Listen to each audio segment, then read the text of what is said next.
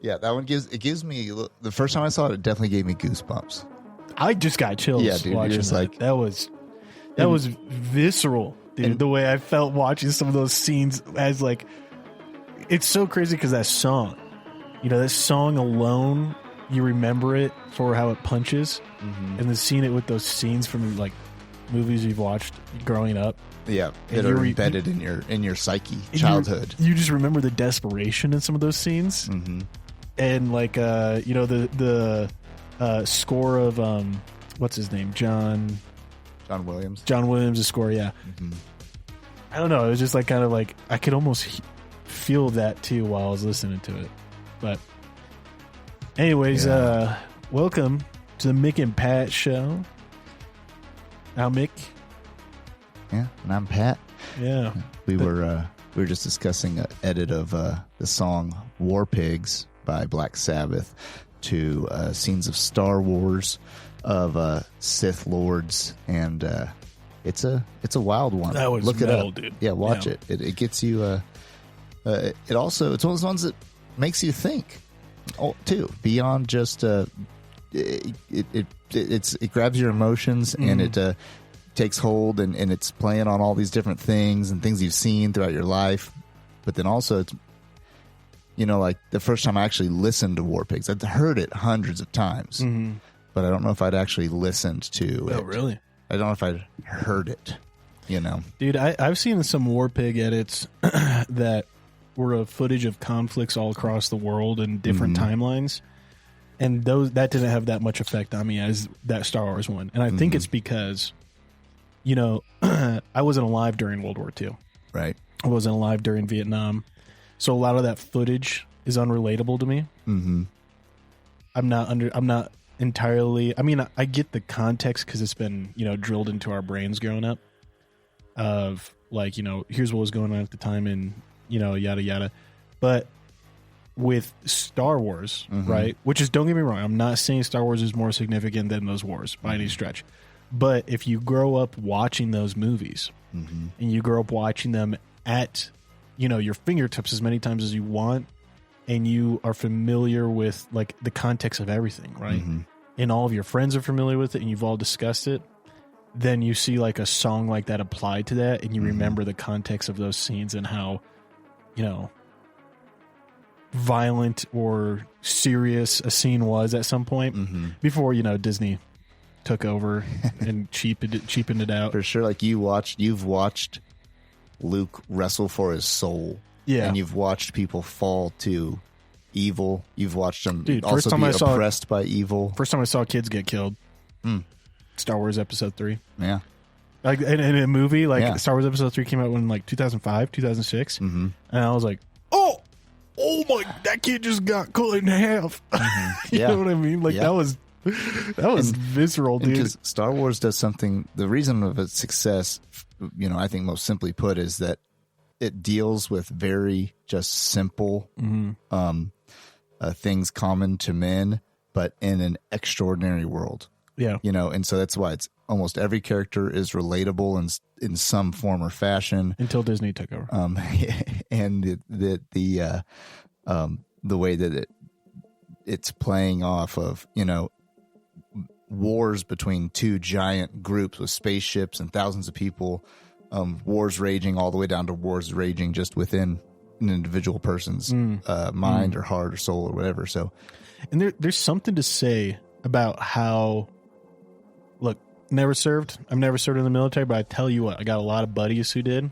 And I don't know if there's a single one of them that doesn't have some kind of clone trooper paraphernalia or like Boba Fett, like almost everyone I know who was in the military that is like around my age, maybe a little bit older, maybe a little bit younger, they all have a clone trooper tattoo or a tattoo of the Empire logo or a tattoo of the Rebel.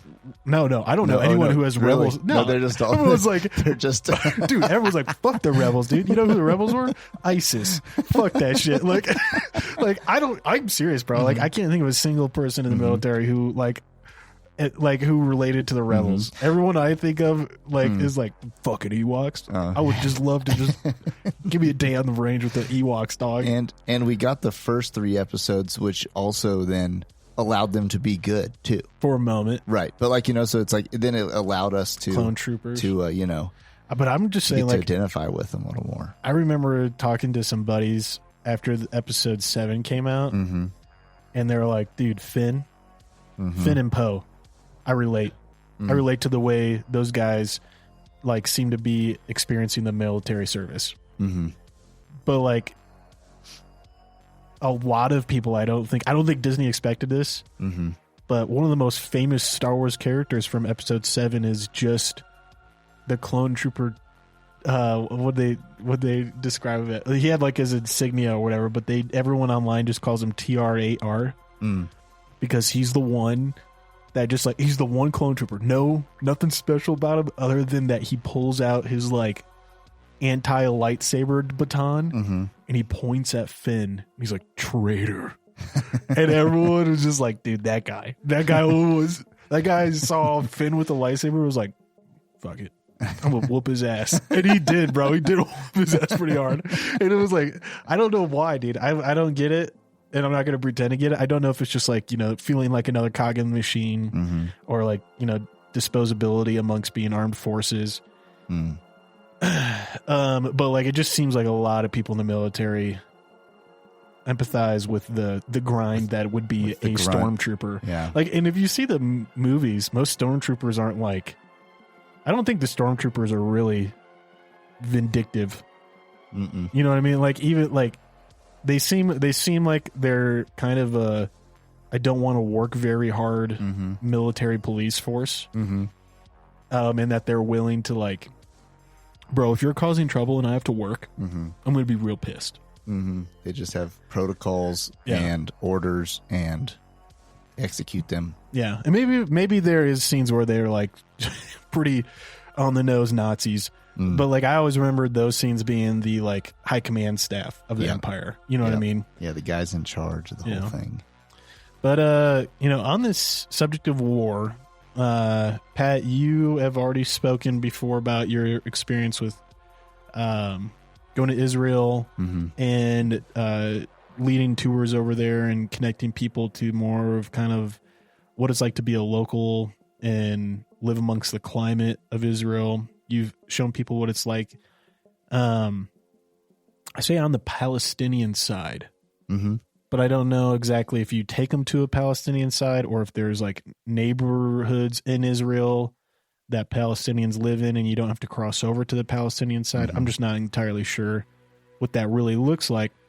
And, of course, with the recent conflict that just bloomed up over the last week, I talked to you at church and I said, "Hey, how do you feel if we do an episode, hopefully demystifying a little bit of what's going on?"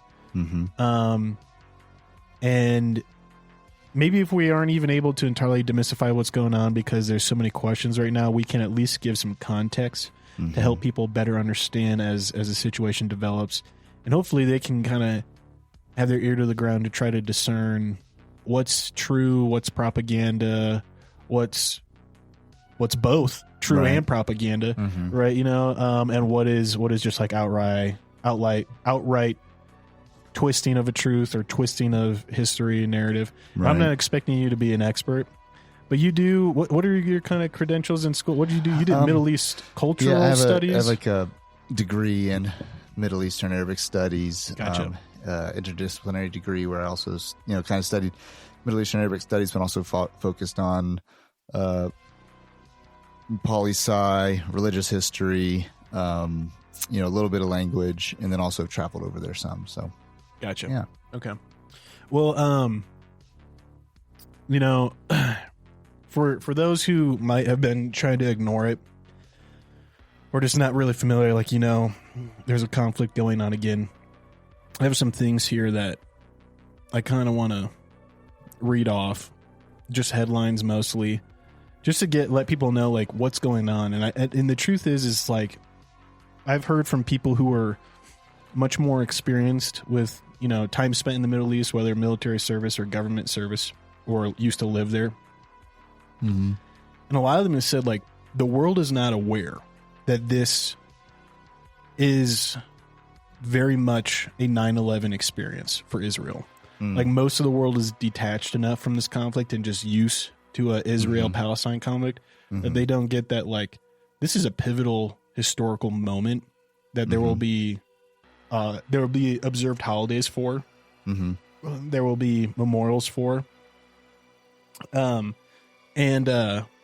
think a lot of people get desensitized to it, but to kind of put things in perspective, the conflict started, I believe, on October 5th. When was it when they first entered? Yeah, that was on this last, I'm trying to think of because the time difference, but on this last Saturday. So yeah. October 7th. October 7th was when it, Friday, America's Friday night. Israel's Saturday afternoon. Morning. It was a morning attack. Gotcha. Yeah, morning attack. Smoke break. Smoke break. Hey, Ken, it's Mick, and I've got something important to talk about. We all hope we never find ourselves in a self-defense situation, but life's unpredictable. Enter the National Self-Protection Plan from Attorneys on Retainer, an actual credible law firm you can put on retainer for your self-defense needs.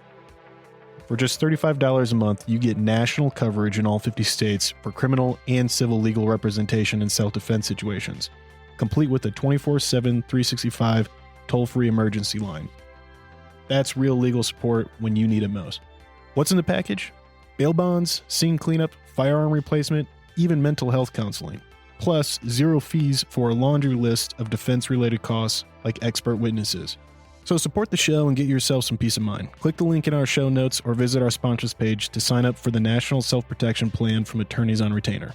Hey folks, Pat here. If you're like Mick and I, you're a fan of classic tales like Lonesome Dove, Blood Meridian, The Three-Body Problem, and Steinbeck's East of Eden. With Audible, you can dive into these epic stories anytime, anywhere. Sign up for a free month, and your first audiobook is on the house. To start your free trial and support our show, click the link in the show notes or swing by the sponsors page on our website.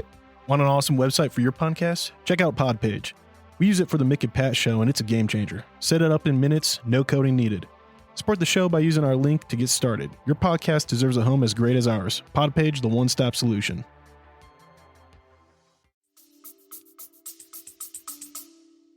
But essentially what occurred was that the terrorist organization, kind of a very, I would say, well-supported, well-funded terrorist organization. They are, as I understand it, the current military kind of police force government in the Gaza Strip. Not the same thing as the military police force that is in the Palestinian military police force in the West Bank. But correct. In the Gaza Strip, Hamas owns it. And with that, we're not talking about like just individual terrorist cells, but I'm not entirely sure what the final reports were of the amount of Hamas members that crossed into Israel. I heard a number as high as that 1,000 Hamas members had what's the term? Invaded, or not necessarily invaded, but essentially posted at the border after the invasion. And that the invasion was several cells of, not cells, again, I shouldn't use that word, but groups of over a dozen to several dozen coming in coordinated efforts. There was an effort from the sea to come up the coast of the West Bank of Israel, not the West Bank, Palestine. The West Coast. The West Coast, yeah. And then I think bank, because like body of water, right? You know. And then there was the Hamas militants, several groups that came in by vehicle, just straight up going through border blocks, blockades. You could see videos and photos of them in trucks with technical trucks, you know, and technicals is the term for trucks with mounted machine guns. and just rolling into a neighborhood, almost shocked that there isn't more of a force there to meet them, and then getting out and starting to go door to door, take people, execute people. And then, of course, we saw the one that seemed almost comedic, but it isn't comedic because of what happened. But the videos of Hamas using these paragliders with fans in the kind of go-kart assembly, where they use these paragliders to fly up over the walls and land among. And that was, where along, do you know where that kind of occurred? What area that occurred along on Israel, if we're looking at a map of Israel? Yeah, so if you're looking at a map of Israel that was out of Gaza, and they flew basically just over the border wall, and just straight to the east to land. And I don't know how effective those actually were, or how many of them actually came over using that. I've seen some footage of them landing and shooting. Well, and there was a lot of training footage that came out too. So it was like, because there was videos of them training with it and stuff, hype videos that they used to throw out there. So, I mean, they did do it, and so they did. I don't know how many there were, but they did. It was successful in that they didn't get shot down, and they landed and they did assault via So they had a land, sea, air attack. The trifecta there, which was, whether it was effective or not as far as an actual assault to go by air or sea, their land assault was the most destructive and took the most lives by far. But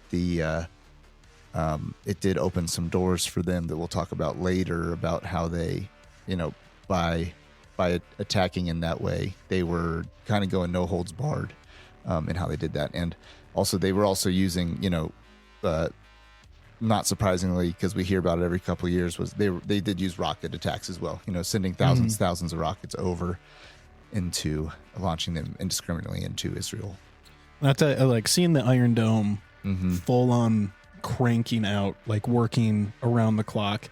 Like I've seen footages of the Iron Dome activating for like one-off, but to see the Iron Dome just for hours intercepting missiles coming from Hamas was nuts. That was pretty crazy, and like seeing the nighttime footage of it. But I do want to I'll be honest, I kind of want to shock people awake like cold water a little bit with what's coming out and what's occurring here, because again, like, people who are familiar with this situation and familiar with like global economic crises when it comes to terrorist attacks and things like that are saying, like, think about how radically pissed we were after 9/11 and how badly America was crying for war. And that's very much the same response coming out of like Israel and a lot of Israeli allies in the region. But anyways, with that, one of the places I was hit on Saturday's morning was this music festival. If you haven't heard about it, it was a music festival outdoors. It wasn't a publicized location. They had actually tried to keep it kind of quiet because it was so close to the Palestinian border. And with that, Hamas, it's not clear exactly which attack was the one that landed closest here. But when they arrived, it seemed like there was a confusion that Hamas wasn't expecting to be there from people who were reporting it, like people who were there and survived. But Hamas apparently didn't know what to do, and they were just trying to decide, do we take hostages? What do we do? And then they ended up just killing 260 people at least and taking another 100 hostages. And the reports coming out of this, man, like, it was just mowing into a crowd of teenagers and, young adults, festival goers. And they started going around, and people were saying that they laid down because they were hurt or injured and pretending to be dead, or, just in a state of, deer in the headlights kind of shock. And there's reports of them, like, Hamas going around, and after they had done this, starting to taking hostages of whoever was alive, they were raping, like, the corpses of young women who they had just shot and killed. And they were victims who were shot and injured, still doing that. One friend says she was there. You said a friend? Yeah, not my friend. Oh, right. She was there and she saw her friend stripped and paraded around naked and beaten and raped before she was taken as a hostage. And so like we're not dealing with just an occupation, small military group or, coup d'etat occupation. Like we're dealing with a shock and awe, demoralizing attack. Biden has confirmed, he has come out confirming that he has seen evidence of Hamas beheading Israeli children and babies in these attacks. As they were going door to door in these villages. Some of the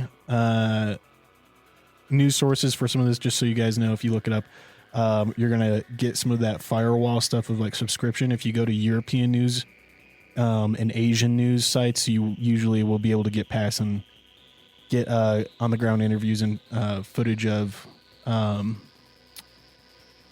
what's going on in Israel. So if you find yourself looking up information relating to everything that we're talking about, just know you might get stonewalled with more of the American sites wanting you to subscribe. But with that as well, in response to all of that, Israel has bombed a lot back into Gaza. And they're saying we're looking right now as an upwards of over 1,100 Palestinians dead, many of those civilians, right? Oh, yeah.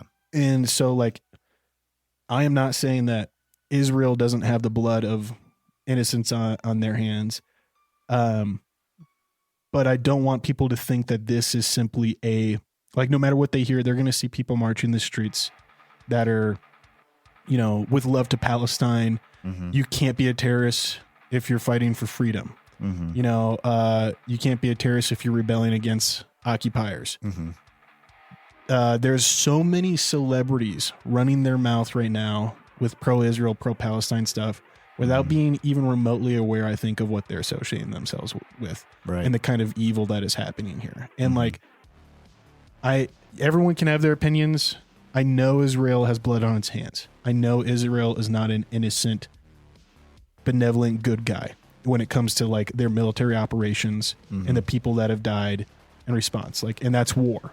But also like there is a different approach to this war, to these battles, when we look at what occurs between Israel's military force and the governing military of Hamas and the way they conduct themselves.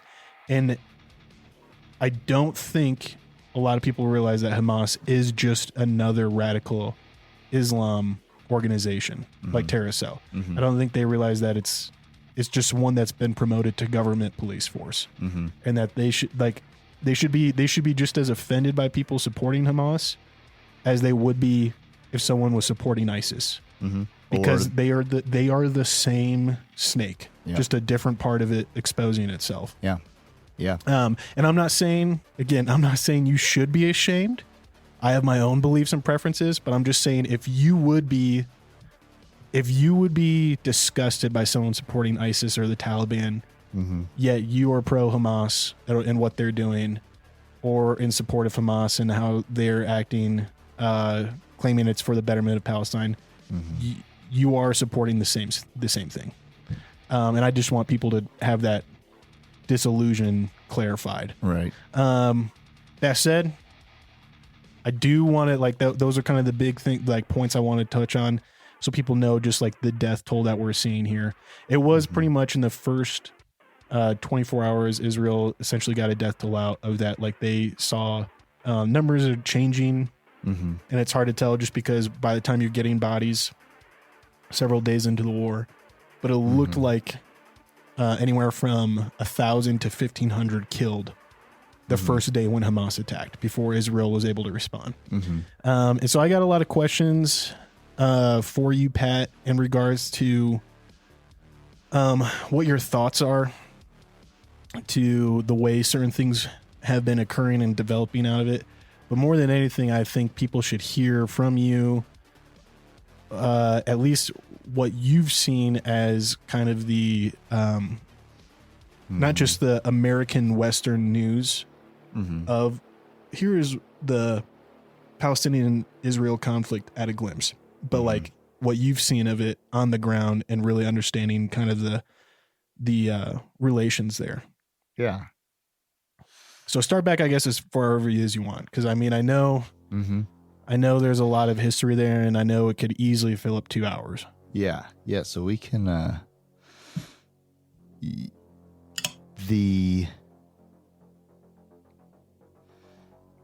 you need me to? Let me know too if you need me to give you a pitch. No, that's good, because I'm just thinking about how far back on how much we want to do. Because we can give. I'll give kind of a flyover of how even basically the foundation of how we got to this situation. Yeah. Right. So. Yeah. Long time ago, 2,000 years ago, Jews lived in Israel, right? And they'd been there for a long time.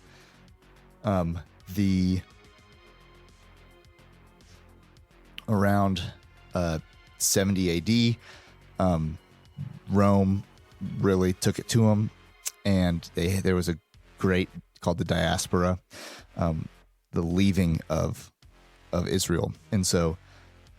Not all, but many Jews left to mostly to the north and to Eastern Europe, and then some to Western Europe as well.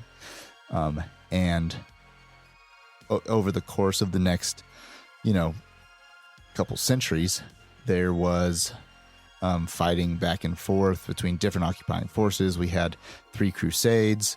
Between the Holy Roman Empire and we had Saladin and his guys and a couple other groups that were the Mamluks, the Byzantines, back and forth. There was lots of different groups have occupied this section of land over the years, and so fast forwarding up to 1914 ish, World War I era. The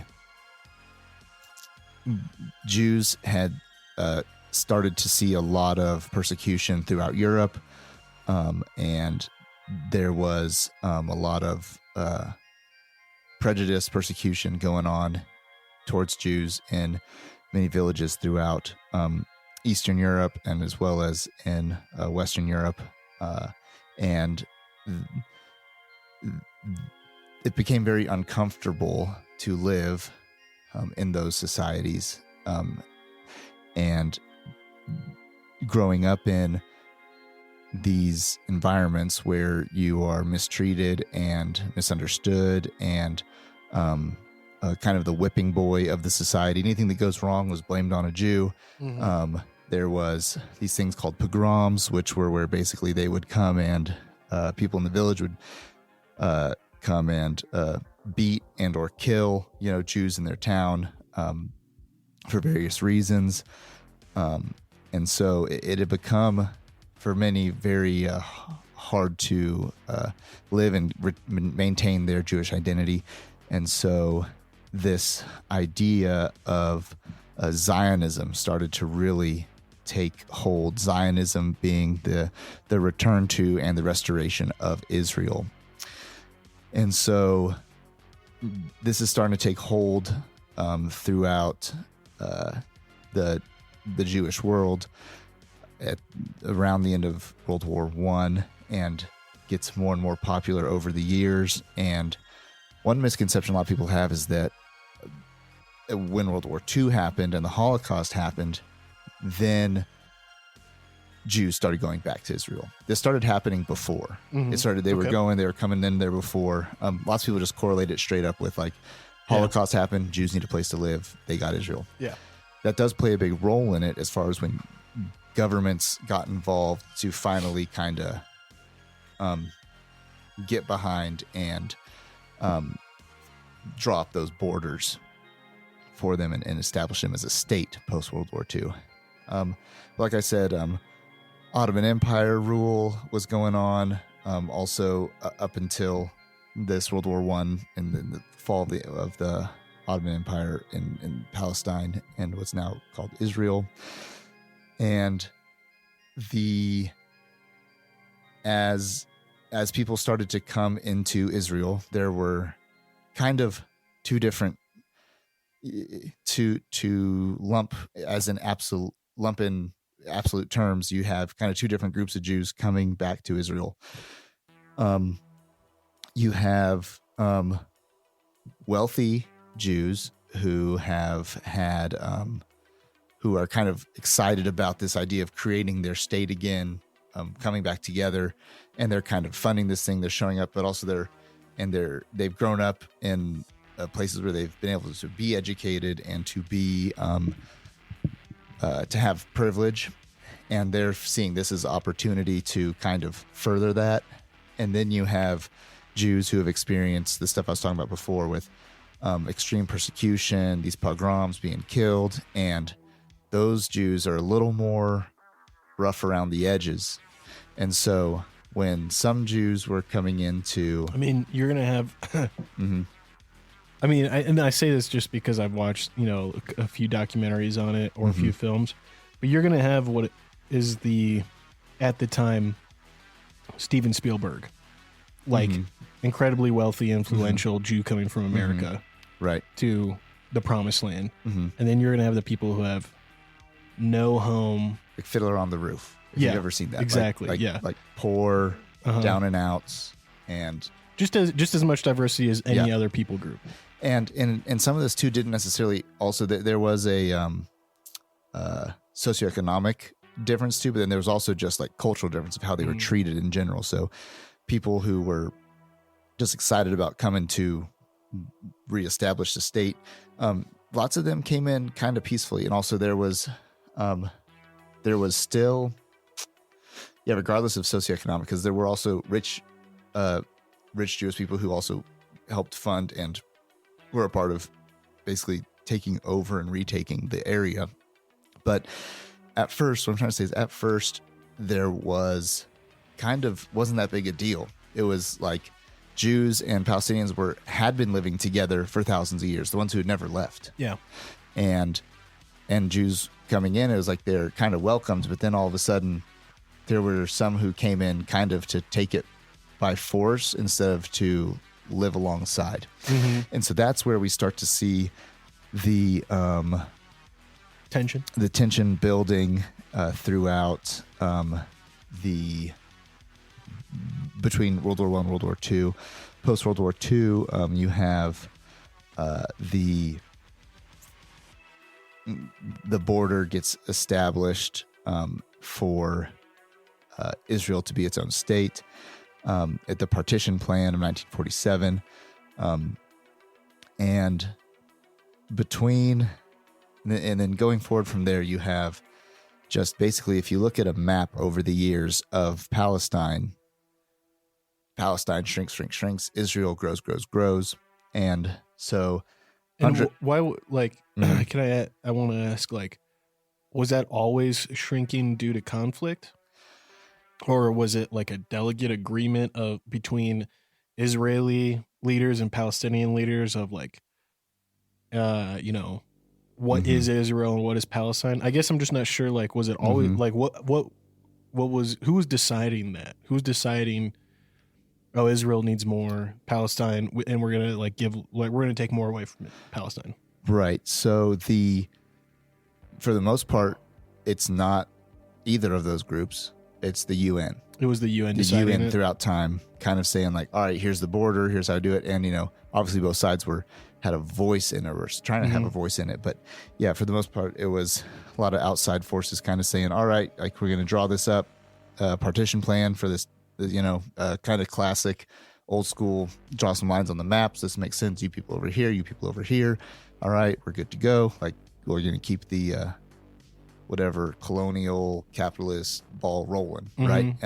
Which in a world where people don't have opinions, hopes, or dreams, that works for the machine to just plug it in.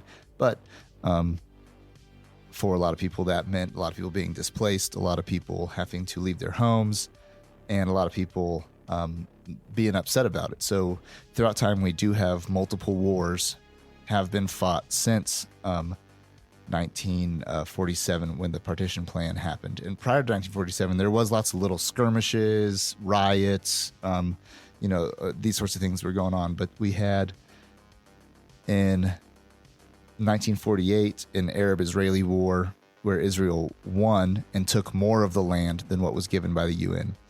And then then UN kind of made them give some back.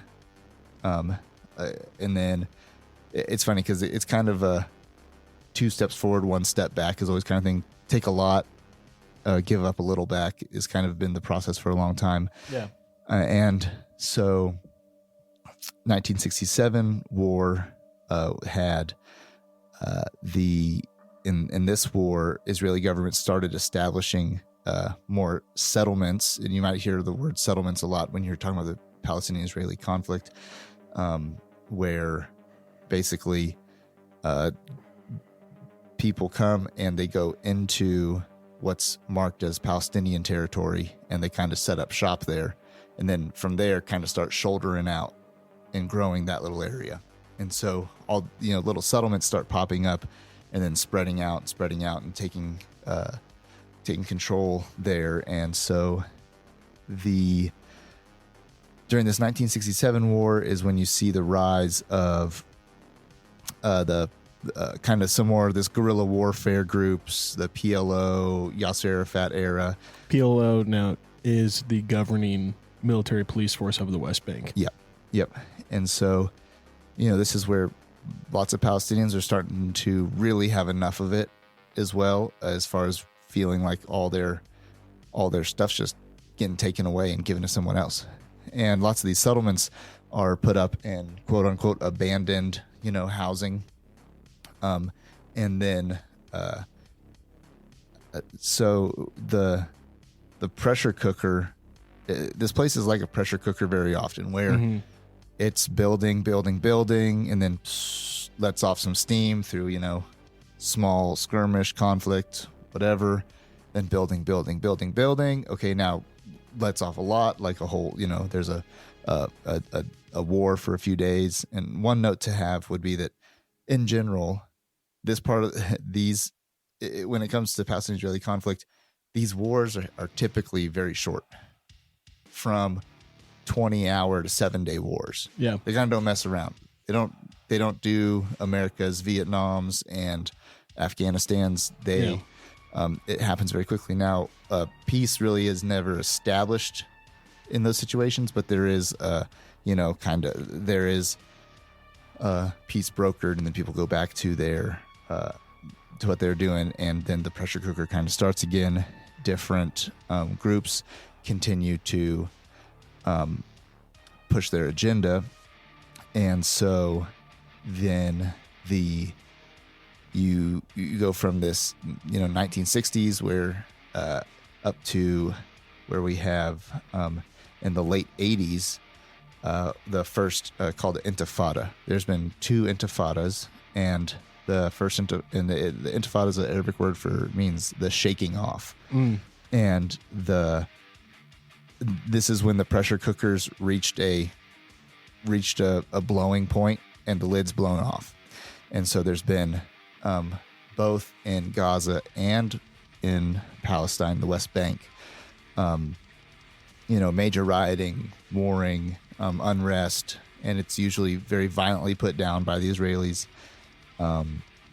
And so we had the first Intifada in the late 80s, and then the second Intifada in around in the late 2000, or not, it was the late 2000s, like 2007 or somewhere in there. And so now what's been going on since then is, Hamas continues to fire rockets over the border every once in a while, commit guerrilla warfare acts, suicide bombings, and then in return, we see Israel retaliate and respond with, with rockets, and you've seen videos of places in Gaza being bombed or rocketed, and then also by using their IDF forces to go in and take people out. And so what's been going on here for a very long time, and what really takes a much more in-depth explanation than that is, one group has continued to take land, and another group continues to lose land, and with that lose their, their ability to be prosperous, to have normal lives, these sorts of things and so as the one gets more and more and the other gets less and less, there's people who have gotten more and more intense about the situation and how they feel about it and how they're going to respond and react to it. And so we find ourselves with a conflict that is, what many deem kind of and have deemed that it's never going to fix itself. There's no plan for peace, and there's lots of stalemates on the political fronts, and so it is a real pickle now for people who live in this region, because what we have now is we have second, third, fourth generation Israelis who are like, they're born here. This is their place. This is their home. This is where they live. And then in the same way, you have Palestinians who that's where they live too. And it's like getting down to the thing of whose is it and whose should it be, and these sorts of things. And so that's where we find ourselves. Who calls it the Intifada, right? Yeah. The Palestinians. The Palestinians. Yeah, shaking off. And the idea is they're shaking Israel off. Yeah, shaking the oppression. Their shaking occupation. Off Okay. Because as I observe these things, like I'm not entirely sure when I know there was a military conflict between Israel and Palestine where Israel took more land. I'm not entirely sure which one is specifically viewed as like the one where Israel pushed over and began occupying Palestinians, right? But Palestinians, I know in like interviews, have been mentioning a time or a conflict where they came under Israeli occupation, and the idea that this is apartheid, right? They're second class citizens in Israel that are treated differently, and that they want to shake Israel off because they feel that they don't have the same rights, that they're treated as, second-class citizens. And I guess there's so many things I want to touch on, and I feel like I have an organization here of like how to move about to really get in here. And I want to ask you, how you see the conflict playing out now. There is a lot of conjecture from across the world of a lot of things of like that are playing into this, but in the way you see the conflict now, and those who live there, the people who live in Israel and Palestine. Pat, do you know Palestinians that you can think of by name and a face? Yep. Yeah, I've been in communication with Israelis, Palestinians, Gazans, and since this happened. Are Gazans different than Palestinians? So like specifically someone who was, in Gaza, not currently, but they're from there. Okay, gotcha. Yeah. So, and what are you receiving as communication for like how they feel about the conflict, about what is occurring? Because there's this hurricane moving around, cycloning when there's a conflict, and most of us only see like the satellite view, right? The Doppler radar view of like this big thing summarized through its like biggest points, right? But we're not really aware with like the opinions of the individuals that we're kind of lumping into it. And I've read things of Palestinians who are like, not all of us are, many of us don't want this. Many of us do not want Hamas going in and attacking and killing Israelites. Israelis. Yeah. This is awful. but we also don't want Israel bombing us, or we don't want to be occupied by Israel. So it's like one of those things where, like, I think a lot of what I've seen from on the ground in the nations is people mention it in a way of like, yeah, I would like my life to be better, but not this. This is not the way to do it, because now it's making life way worse. Right. And I've seen a lot of Israelis being interviewed. Did I say it right that time? Yeah. Okay. Where they are also not in support of the way their prime minister is responding. And of course, they're appalled by what has occurred. They're scared. And, they're hurt, but also they don't want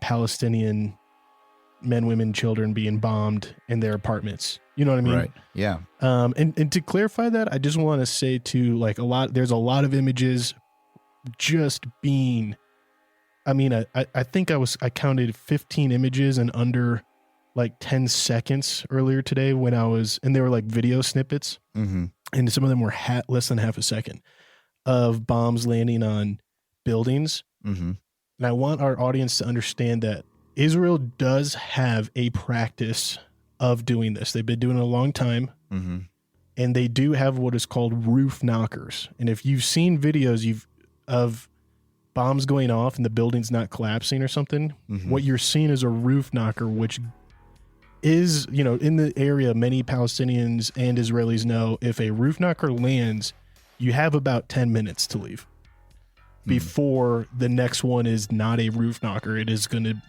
level this building down. And that's why you'll see these concussive explosions on top of like a skyscraper, not a skyscraper, a top of an apartment or a house or along the face of it, but almost no damage to the building. And it's because these are concussive, like simply warnings to the people to leave. Now, of course, Israel doesn't do that when they have a prime target of like, hey, we have a group of Hamas fighters here. They're not going to go warn the Hamas fighters, right? But I just want people to know, like, Israel doesn't go for Israel's, at least from what I understand from the conflict and their ethos and approach to these bombings and missile strikes in response to Hamas. These are not trying to blow up an apartment building of 1,000 Palestinian civilians. I'm not saying they haven't done that.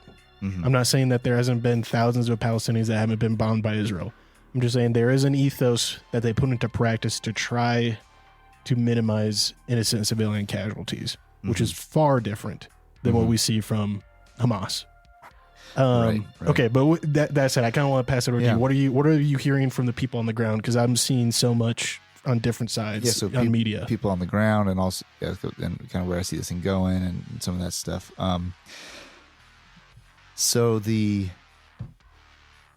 kind of going back to what I was saying before about how there's like third, fourth generation Israelis, as well as people who've lived in Palestine for a long time, just people who've grown up there, trying to go to work, trying to put food on the table, raise a family, just do their thing. And they have, there's people on both sides of this in that way. And so I think that in the same way that we might understand like the left and right in America and how we like just lump people into the box, oh, you're conservative. Okay. You're all this. Oh, you're liberal. Okay. You're all this. Like that's the same thing that really happens with this conflict in a lot of ways. Oh, you're pro-Palestinian, you're pro-Palestine, you're this, you're Muslim, you're Jew. Yeah. You're pro-Israel. You're this, you're in all these boxes. Hey, and so on this note, Christians, a minority in Israel. Yeah. So Christians make up about 2% of Israel. Where do they often land?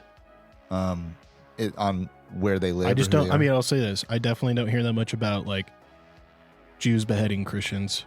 I do hear a lot about groups like Hamas going after and murdering, beheading Christians. Right. Where do Christians usually land in the middle of this conflict between Israel and Palestine? Yeah, for one, a grand majority of the Christians there are either Arab Israeli or Palestinian Arab Christians. So they're, and then you have a very small group of Messianic Jews. Gotcha. Who live there.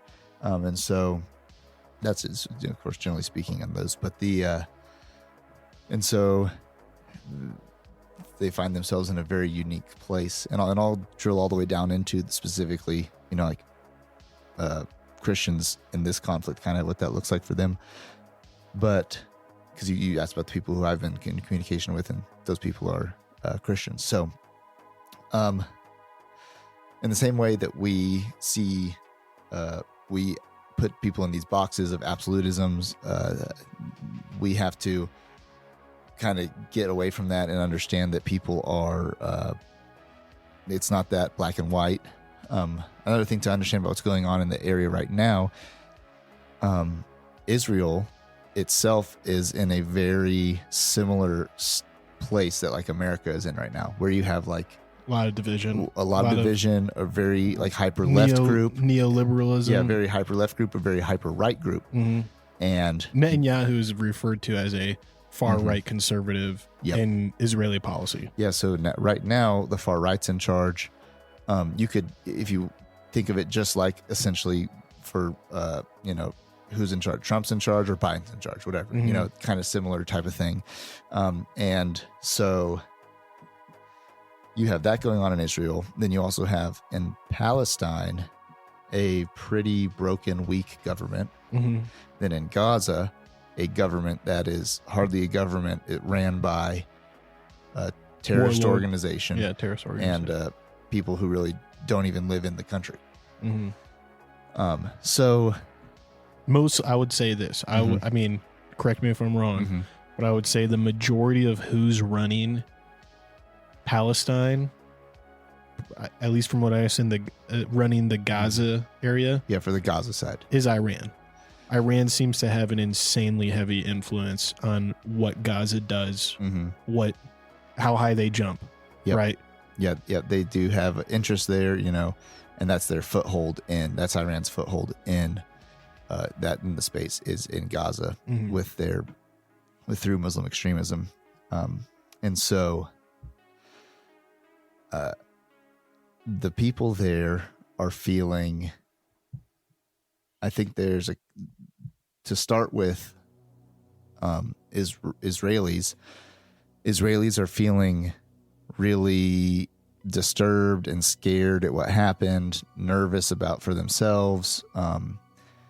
And so that's kind of where they're in a place of, and angered, for, your Palestinians, your Arabs. You kind of have, this is total like conjecture from my part, but like, I really feel like a lot of people there in that space, Palestinians and Arabs, have a internal turmoil going on when this happens. Like you're kind of what you were saying before, which is, okay, I'm not a big fan of the Israeli government. I'm not a big fan of the way I've seen them treat us for years and years. I'm not a big fan of what I see going on. Also, I'm totally appalled by the actions of Hamas. And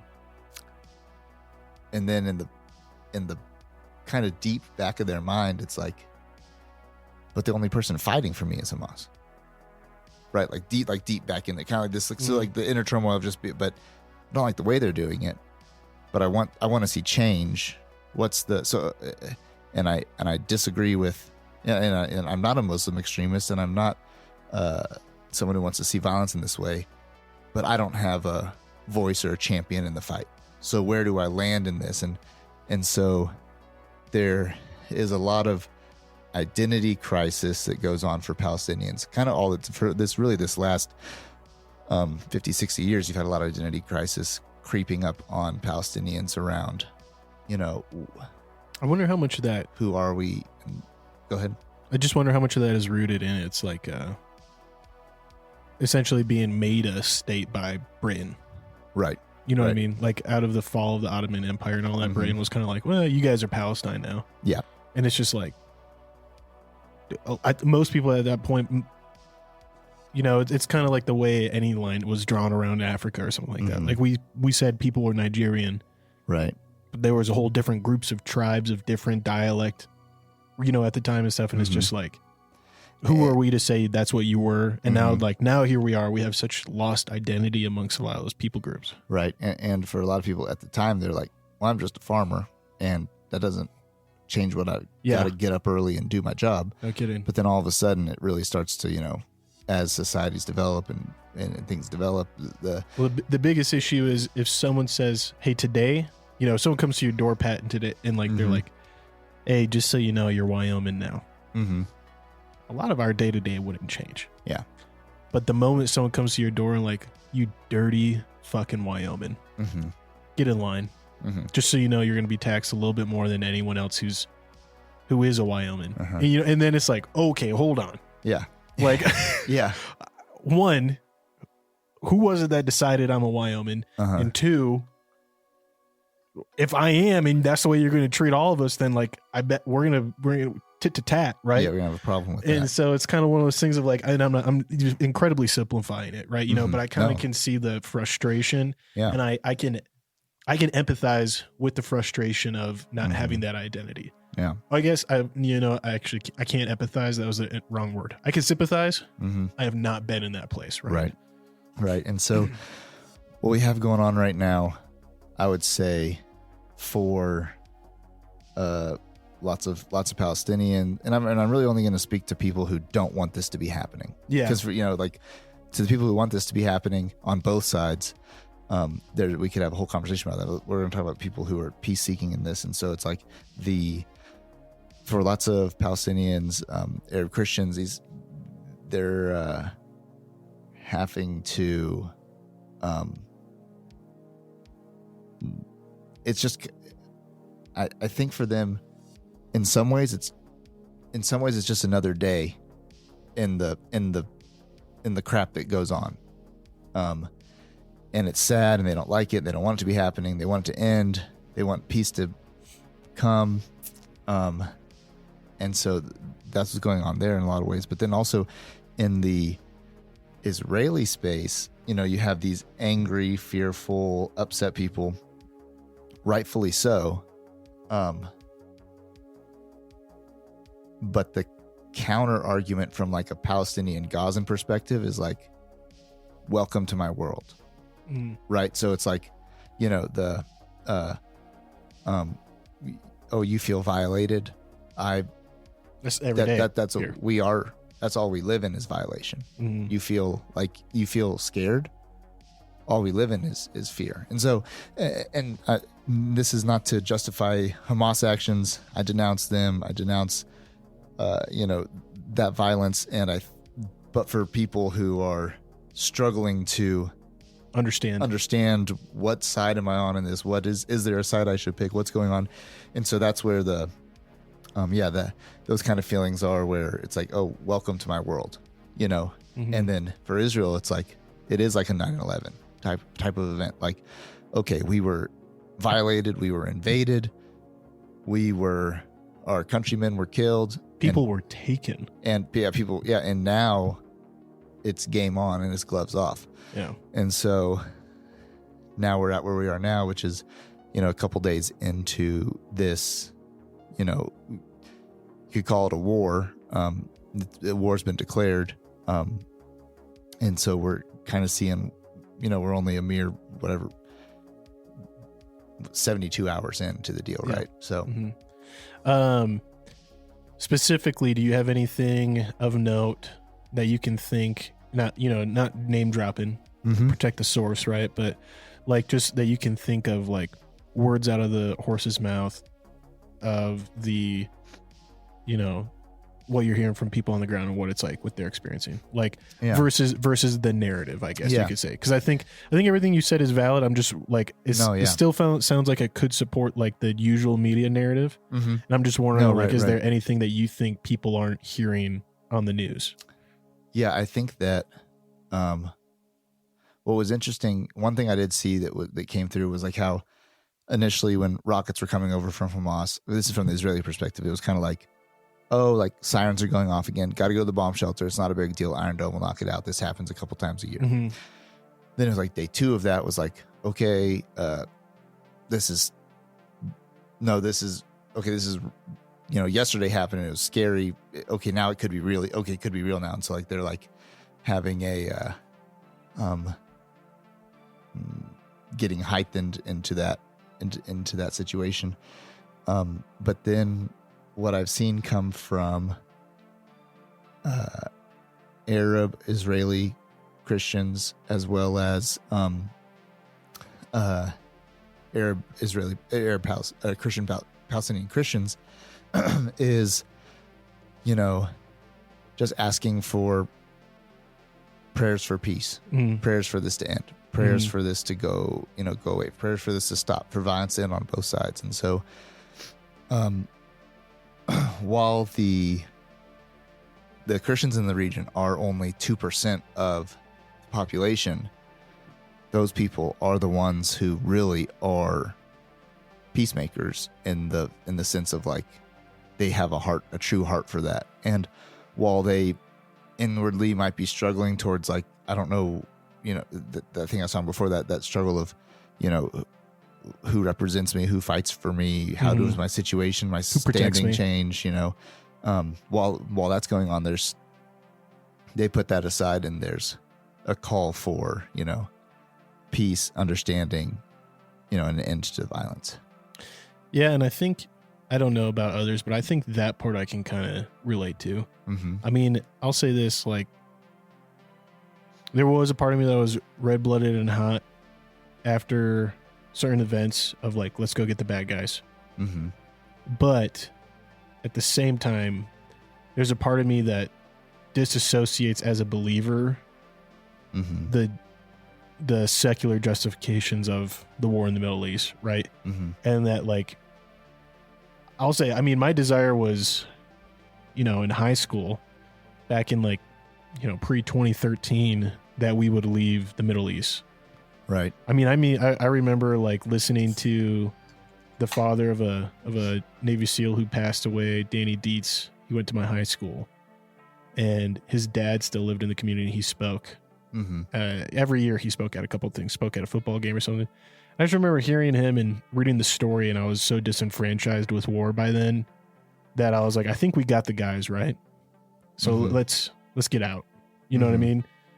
And so I understand that plight of like, I don't agree with the violence, and I want prayers for peace. Mm-hmm. At sometimes I feel kindredship with the necessity, like the need for violence for, hey, if I was a Christian in Israel and like Hamas had my baby, and they were holding it hostage, I'd be like, every door, kick it down until you find my child. Mm-hmm. At the same time, as soon as that group is dealt with and the conflict is over, I don't see any further. I wouldn't be like, we need more time and we need to make Palestine hurt more. Right. You know what I mean? Like, I don't feel that way. So I do empathize and I do understand that kind of idea of like the Christians there. Mm-hmm. Appreciate you for sharing that. I do want to talk about a video I sent you that came out before the conflict. And it is this video that essentially, let me see, when was they? 11 months ago, released by Al Jazeera Plus, which is funded in whole or in part by the Qatari government. The Qatari government is a very outspoken ally of Palestine, and specifically the Hamas group. Qatar has deep roots of funding Hamas. And so with that, Al Jazeera being a news source, as things that come out where sometimes I would say the information provided is still valuable, and it's not that hard to disregard their bias in it. But I was wondering, were you able to watch this video of the... I got through most of it. Okay, yeah. So it mostly follows... I'm familiar with the story. Yeah, I would say the thing that I'm most like wondering if you can speak to help shed a light of just kind of what... why a Palestinian views Israel as occupying, or why they view themselves as a second-class citizen. In this video, the main thing that I cared about was this young girl. I think she's 12. And the video, just for in case anyone wants to watch, is called "How Israeli Apartheid Destroyed My Hometown."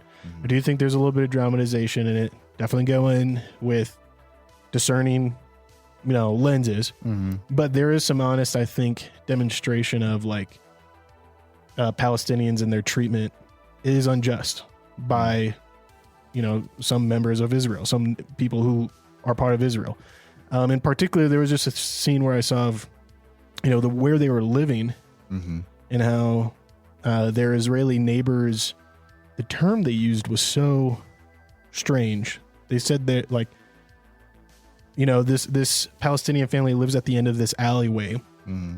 and above them is an Israeli occupying family. Mm-hmm. They didn't say the Israeli family lives above them. Right. They used a term of like occupy or something Settler. else. Settled above them, yeah. Uh-huh. And it was just such a strange word to use for like what is usually, you just think of like neighbor. Mm-hmm. But they say they had to put these nets up over their homes where they live, and it's not really a home. It's kind of a courtyard with Mm-hmm. a sleeping area. Right. And they put these nets up because the Israelis throw trash down on them. Yeah. And it seems like there could be elsewhere for them to put that trash. And it's kind of done as a disregarding action to like throw trash down on the Palestinians that live beneath them. And the amount of trash is like, it would kill you if those nets snapped. Like Yeah. it would crush you in your sleep. Yeah. And so I guess I was just wondering, like, seeing that, I was wondering like other instances that you've seen that, like, again, we're denouncing any acts of terrorism here, but definitely justify perhaps the perspective of, if I'm a Palestinian, I feel like I'm second class. I feel like I'm treated less than. Yeah. So the town you're talking about is called Hebron, and it's kind of a poster child city for, especially the pro-Palestinian, it's the poster child of how to show, that Israel is an occupier. Mm-hmm. Okay, so that's like the go-to. That is a major go-to town here, and here's why. And so the town of Hebron is super ancient, super old. It's where super ancient, Yeah. super old. Yep. Okay, I thought Yep. first I had to do a double. I thought you said it was super Asian. Asian. And No, I was like, not Asian. That's not what I saw in the video, but okay. No, it's ancient city. I mean, Father Abraham. Yeah, There. yeah, dude. Like Isn't his well there? yeah, he's as big as grave is there. Oh, okay, gotcha. Yeah. So like Well, seems a little bit more important, but whatever. Just right. kidding. Yeah. So like no, but or is it Jacob? I'm getting all mixed up. Jacob's well, Abraham's grave. Well, Jacob's well is in Nablus, and then you have the grave though. Is it Rachel? I'm losing it here, but I mean it's Hebron. It's biblical. It's biblical city, and it's played a large role in lots of Old Testament Bible stories, and then up to modern time now. Earlier when I was saying that Israeli settlers, they come into an abandoned space and then kind of shoulder out, kind of like how you do at a concert. At a concert, you kind of push in, and then once you get your spot, you kind of get your shoulders wider, Mm-hmm. and then your buddy gets in there and he shoulders out, and then that guy gets in there, and then next thing you know, you've got like elbow room, and you're kind of More space. making sure no one's getting in your area Mhm. at this packed out concert. That's kind of the way this goes, and so the way this went down in Hebron was think of the city like a donut. Okay. And Israel, What's in the center? just the middle of the city. Oh, We're okay. going All right, I thought- to explain the donut. So, the Israeli forces at one point came in, and it's a very dense packed city with like super narrow roads, like roads built for camel carts, ancient buildings, and it's also kind of on a hill. And so, picture a donut that's tall, Okay. and the Israeli forces at one time came into the city and just kind of bulldozed straight through into the town. And this is also how I've heard it from the Palestinian side of things, but bulldozed, straight through the walls to get to the middle. So now the donut hole is Israel occupied. So just like the analogy for at a concert, the donut hole kind of get in there and held it, and they're growing. Lots of other settlements in Palestine are way different. You have like it'd be more like in a field, you grab a little patch of the field and kind of start growing it. But then a buddy over there starts growing it, and there's a Palestinian part of the field, and they're kind of bumping up against each other. Mm-hmm. But this is the reason why people always point to this is because they went to the middle of the city and just took it, and then kind of started to push outward from there, occupy from there. I've heard, granted, this could be from the left side of the table on this, but I've heard as many as 3,000 soldiers, hold that city down. That's a lot of soldiers. That's a lot of people. Yeah. And so, so stories about the reason why I mentioned that it's on a hill is because then you have, in the middle of the donut hole, you have the settlement of Israelis, and then around it, it's surrounded by Palestinians. And so, unlike the other settlements that are a little more spaced out, they got a road between them, this is just jam-packed together. And so you get a lot more, conflict brewing there because it's just right in there, right on top of each other. And lots of the Israelis live above, and they do.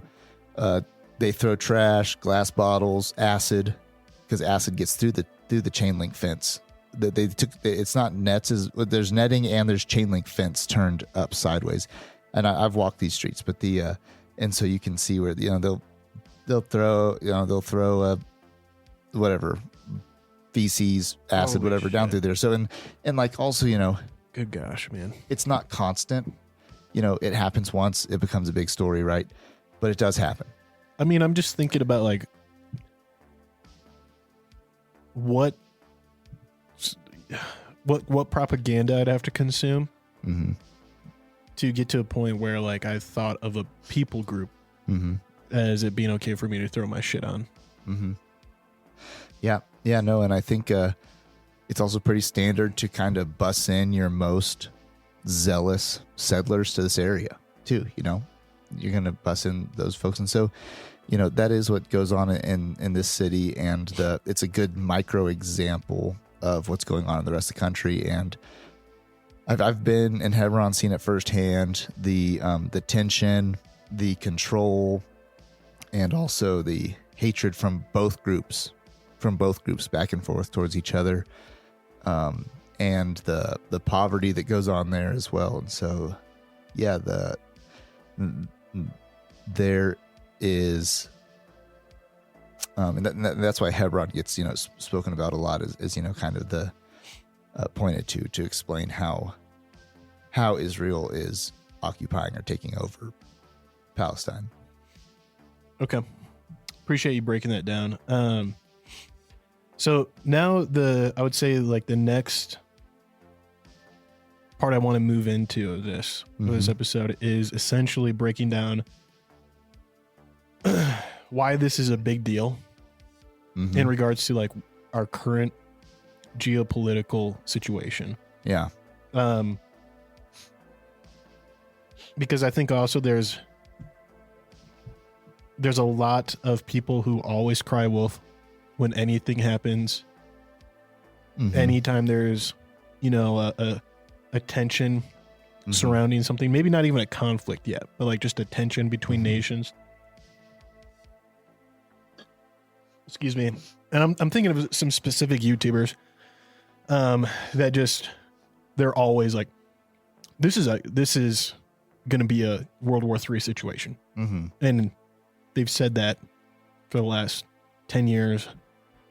And, 6 months go by and like the tension eases or something like that. Right.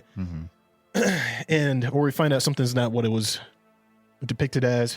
And this, though, I think we are getting close to a storm, very close. Just because of how many people, I would say, that are skeptics of the acceleration in a conflict that are all of a sudden now concerned. So with that, this is going to be more moving into opinion here. Right. Yeah, this is conjecture. And I just want to make sure people know that, like, we're delineating from Pat's, expert opinion of being on the ground, knowing people, being familiar with the situation, day in the life of these people, what historically occurred in the region. And now we're looking at kind of things that are coming out of the conflict and the tensions that are kind of coming out in relation to that. So as we discussed, Hamas it is designated a terrorist group by the UN. This is not just a label that's thrown nilly-willy in regards to Hamas. Right. They are one of the rare terrorist groups that are identified as a terrorist group when they show up to engage, when they have a delegate somewhere, that is seen as a delegate of a terrorist group. Those of them who seem to hold a government position are seen as like terrorist in a government position. Yep. And so when we talk about who supports them, when we're saying they're supporting terrorists, that is like a legitimate statement. Like these are countries, these are nations that send weapons, send money to this group and using them as a proxy for what's going on. And with that, I sent you this video from First Post with I believe I'm pronouncing her name correct, Palki Sharma, and she breaks down very quickly history in like 7 minutes, history of the conflict in Israel-Palestine, and who is signing the checks for the weapons and money going into Hamas to equip them, potentially train them, and give them the means to kind of start this conflict, and why. And so what we're seeing here is that recently Netanyahu, Prime Minister of Israel, was at a point with Saudi Arabia where there was going to be, help me out here, Pat, too, if I'm in the weeds. But they were going to come to essentially an agreement of cooperation, and that was going to have quite a bit of an impact on Gaza and the way Gaza operates and the way other nations use Gaza as essentially a port area and an area for moving exports and imports. And with that, it is not a secret that Iran doesn't want Saudi Arabia and Israel to be in a working relationship. And so what we're seeing is that it looks like Iran has been giving money and weapons. A lot of the weapons Hamas has are Russian. Russia has been selling weapons to Iran. Iran has then been selling those weapons to Hamas, equipping Hamas, teaching them how to use the weapon systems. And again, this is not a secret. Like, look up the type of rockets Hamas fires into Israel. Yeah. Those are Russian rockets. I was about to say, as a very general, broad thing, no matter where you stand on who's the good guy, who's the bad guy, if the guns follow the money, and the money, but even more basic. If it's an AK platform, it's one group getting supported. If it's black rifles, it's another group supporting it. That's a pretty, and this is not to say that America hasn't. That's what I'm saying. Done the same thing. Right. Yeah, right. Exactly. That's what I'm saying. No matter what you think, that's your general thing. Yeah. But so Russian Iranian support and Iran support to Hamas. And so essentially the insight seems to be that as Netanyahu was about to come to this agreement with Saudi Arabia, Hamas attacked. And Hamas attacks with Israel, of course, going to be responding to that attack. Well, from what I understand, Saudi Arabia has essentially Saudi Arabians in Gaza, or relations in Gaza, where Israel's response to Hamas creates a lot of tension with Saudi Arabia. And now talks of cooperation stop. Mm-hmm. Therefore, preserving Iran's hold and Qatar's hold, Turkey's ability to use Gaza as a resource still, as their connection to what's that sea there? The Mediterranean, yeah. And so creating that tension between Saudi Arabia and Israel benefits Iran, Qatar, Turkey, maybe even Russia, and it limits things. Now, a lot of people are also asking, it seems like, you know, and I mentioned this earlier, the footage that we see when Hamas arrived, it took so long for Israeli forces to respond. IDF forces took a good amount of time to start responding to these attacks across Israel.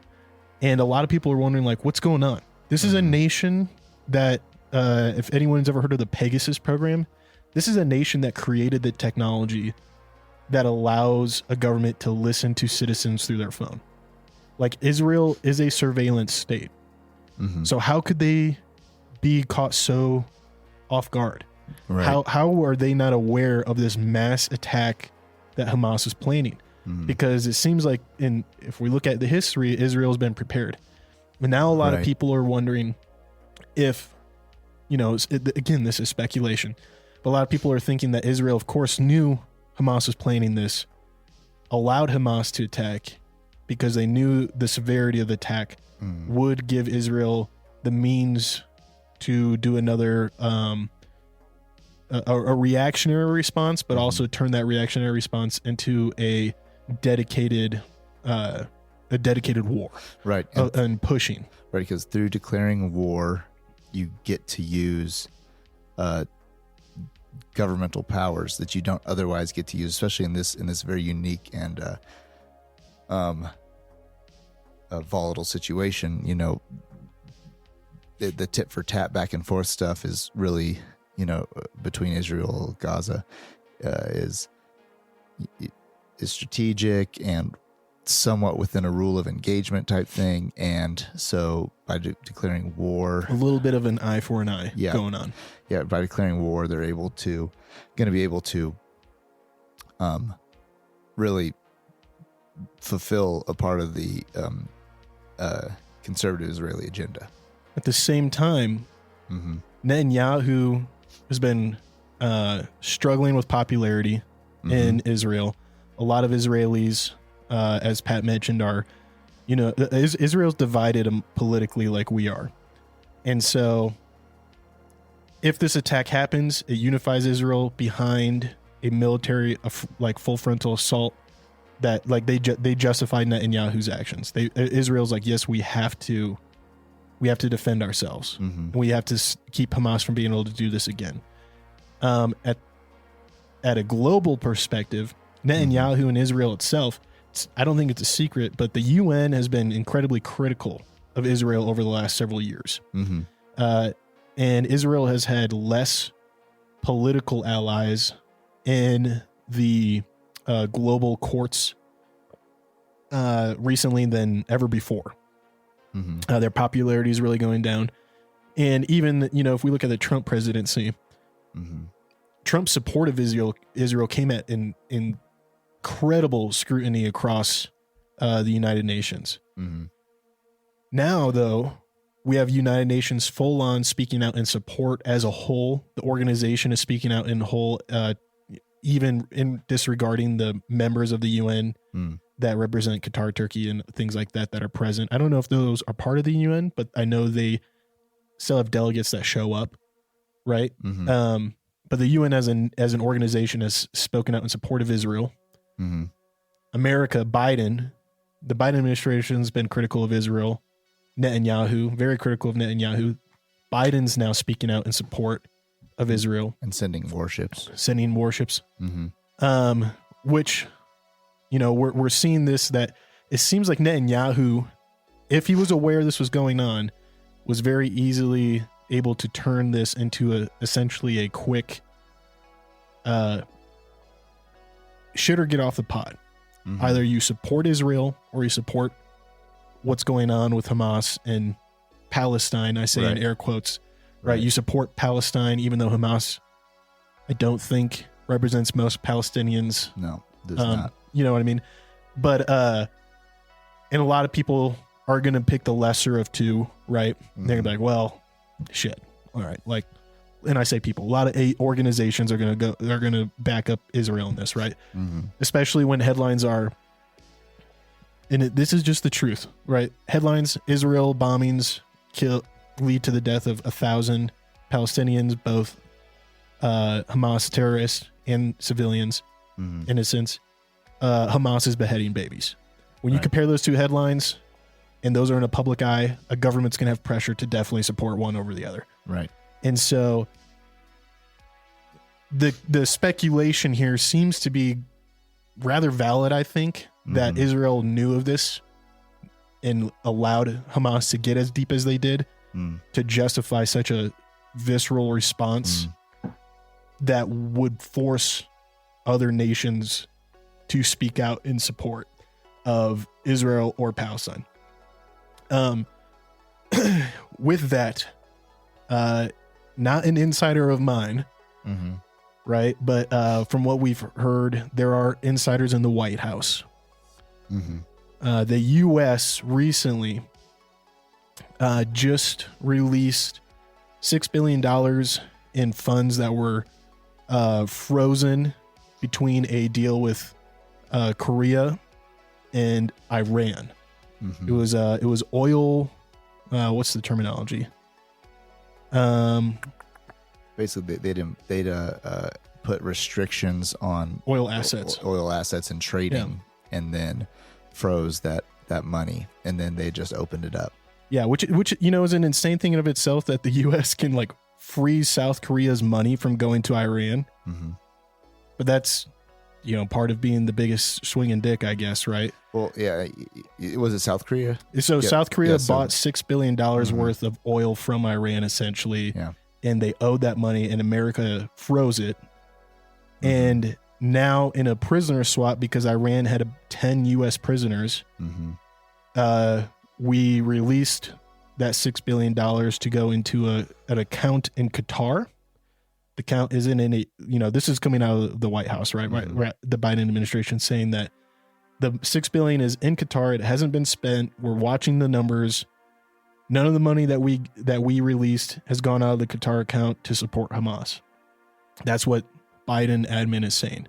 They never heard of robbing Peter to pay Paul then. Exactly. Because that's kind of what we're seeing. And the reason I mentioned White House insiders, because White House staffers on the inside have been essentially leaking to journalists that just the mention, if you say the word Iran, you will be fired. You will be let go there and then. Like the Biden admin is deeply embarrassed right now, because it's almost as soon as that was done,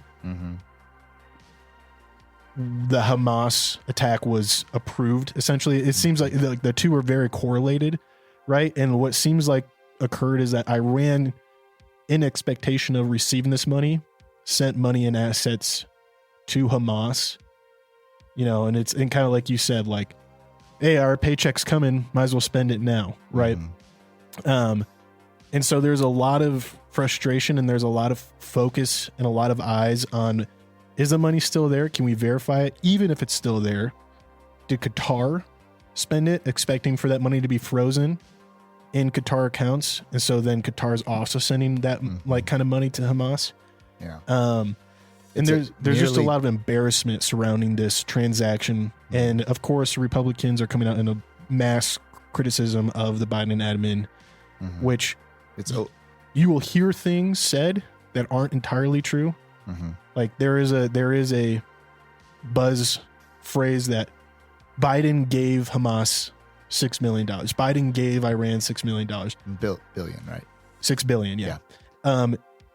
As far as we're aware, that money hasn't, not a dollar of that has gone to Iran yet. Right. But they're probably spending with the expectation of they will get that. And yeah, it's obviously the right in America is going to grab onto this and play that out to the nth degree.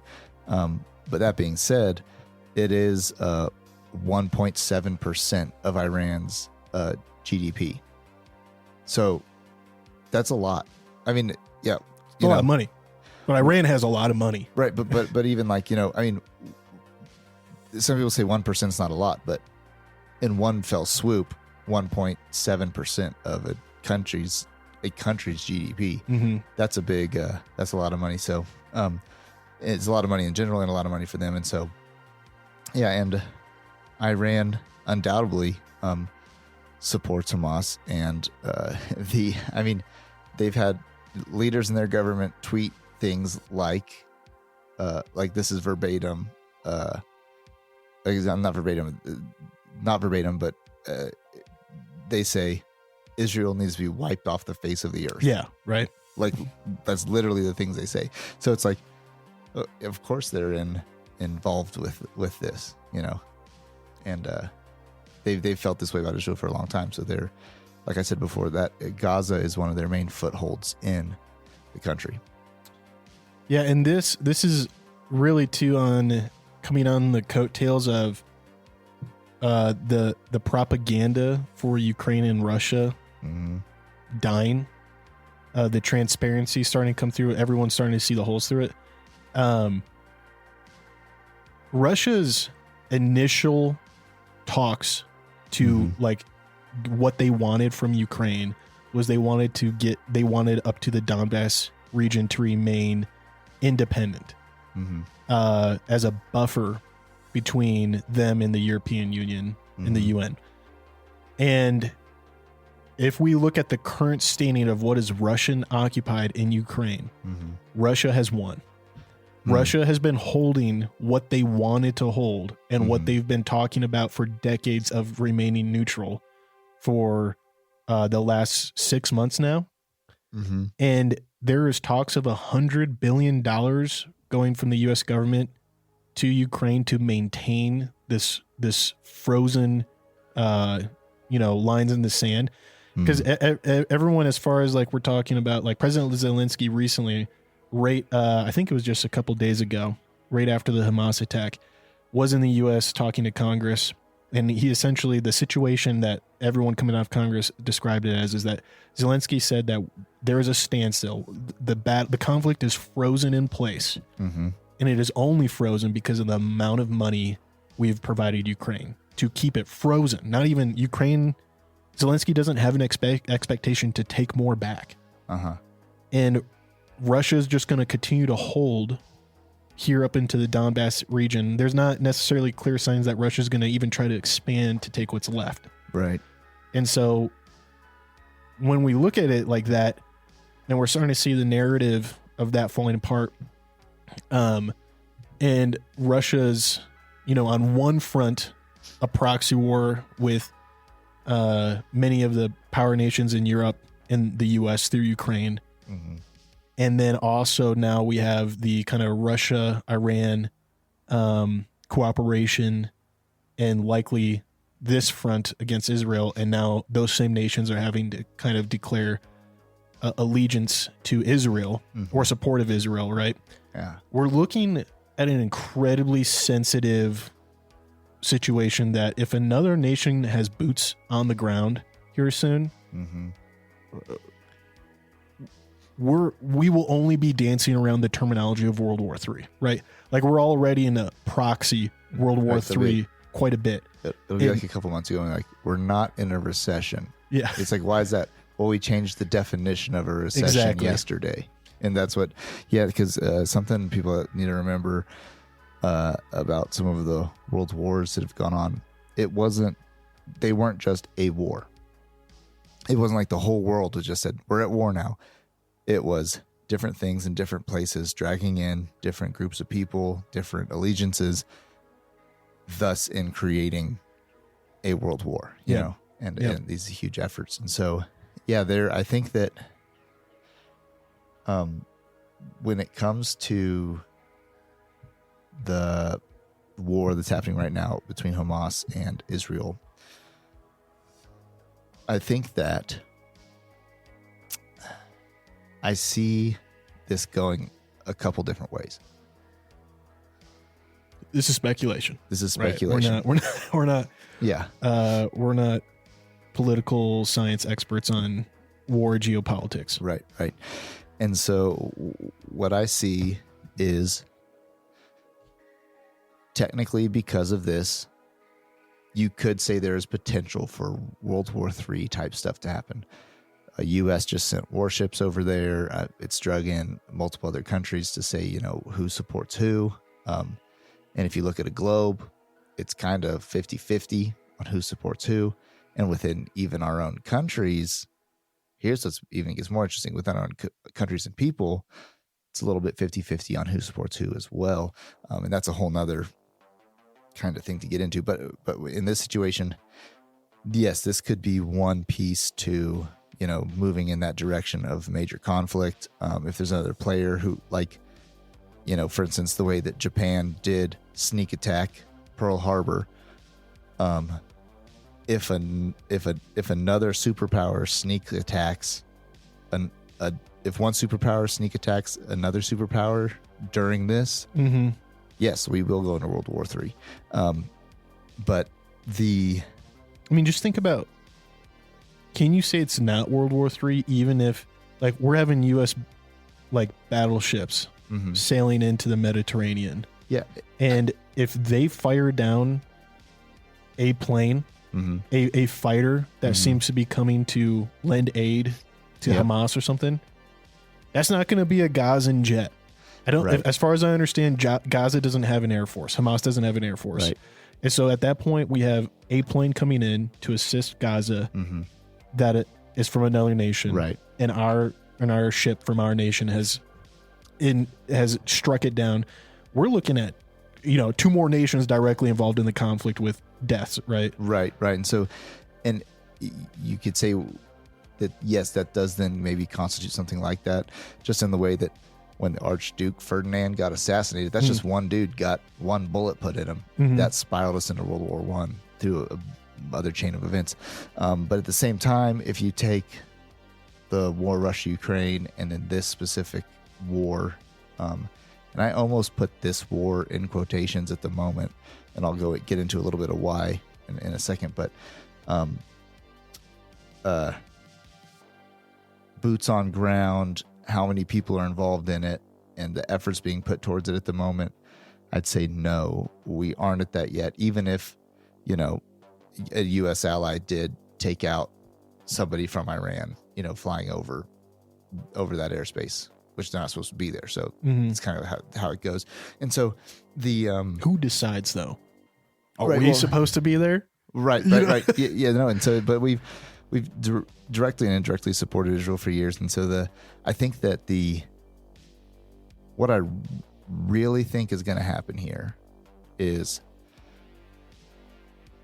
and I think that Israel's going to crush this out in the next couple weeks, max. Now, I just want to say that sounds so familiar to what we all speculated for Russia, Ukraine. Right. Yeah. It is different. It is 100% different. Right. Meaning because if you are launching, here's what I would say. If you're launching the assault that's going to take back over Israel with paragliders, you're not getting the job done. Now if this does bring in Syria, Lebanon, and Israel, Jordan and Iran all decided, okay, we're declaring war on Israel tomorrow. If that happens tomorrow, then no, this is not. Then yes, we are headed in that scary direction. But if those other countries do not get involved, if nobody comes to really support this, uprising, then I think it's going to be really bad for people in Gaza. It's going to be really rough for Palestinians in the West Bank for the next while as far as their security measures. But typically what we see when these sorts of things happen is Israel really does just pulverize the situation into submission. So I do kind of see it going one of two ways. It's not going to be drawn out, or yes, like a lot of other big countries have to get involved for something to happen here. And that's kind of I don't see a middle ground in it, but I also don't see a high percentage of other people really coming to actually help. Because the stakes are pretty high if you declare war on Israel for those other countries, Now, that being said, too, America currently has a weak administration and a spineless government who clearly showed their cards a couple of years ago in the Afghanistan pullout, showing that we do capitulate to terrorist organizations. We aren't willing to even keep our own gear on the way out. And so that did embolden. So the two things that really also from America's side that led to this would really be, from a long-term perspective, yes, you could say America's continual support of Israel, but the two big things would be Trump's peace plan for the Middle East. Really, I think it did good stuff for peace in the Middle East, but for sure. But at the same time, the extreme groups in there got more pissed about that, right? And so you had people upset about that, and then those groups feeling more ostracized, more helpless, and more willing to kind of, nothing left to lose. And then the other piece being, our administration has the way that we dealt with the way that we cowered to the Taliban, in our pullout, emboldened emboldened all these groups, emboldened Islamist groups all around the world. Yeah, dude, you can't tell me you can't tell me that Hamas terrorists don't have a wet dream about getting as lucky as a Taliban, group going into deserted American base because getting access to all that sweet kit. Because who won the war in Afghanistan? Let's be real. The Taliban. Taliban won that, dude. They won that war. They've won everyone. Right? And so it's like I think I see for this specific thing, there's lots of speculation, conjecture where you could say, there's all sorts of different ways this could play out. But I expect to see it to be a short-term conflict. I hope so. I pray, because I think right now, if I was in the minds of those who want to crush Israel, now's the best time. Yeah. They've already seen that with the Russia-Ukraine conflict, most of the world just get mad and pissy, but we haven't really done anything to stop Russia. Right. We've sent things to be in the hands of Ukrainians to hold them off, but all the talk simmered out pretty quick. It's true, but the argument can be made that you could raise the amount of money we've sent to Ukraine. You might be able to raise from like 10 mega churches to send to Israel. Like as far as like fervent support and and firepower, it's like, the American government sit copious amounts of money, but also then you like ramp up the I understand what mega you're saying, church support for Israel. It's like you could probably get that support. The global non-government support for Israel is probably stronger than the global support, like the global non-government support for Ukraine, I would say. Right. You know what I mean? Just because of how massive, Judaism and Christianism. Yeah. One thing I did want to note here is that like there is a lot of, like we're speculating, but looking at Radio Free Europe, Radio Liberty, rferl.org. They have this article talking about Russia's potential influence in relation to the conflict. They consulted Hannah Knott, who is a Berlin-based analyst with the James Martin Center of Proliferation Studies, and she's an expert on Russian policy in the Middle East. And she's kind of been echoing a lot of what we've been talking about here, where she says we're not seeing a direct connection here between Russia sending arms and weapons to Hamas, but what we are seeing is a strong Russia-Iran relationship. Russia's become much more skittish about reestablishing the Iran nuclear deal.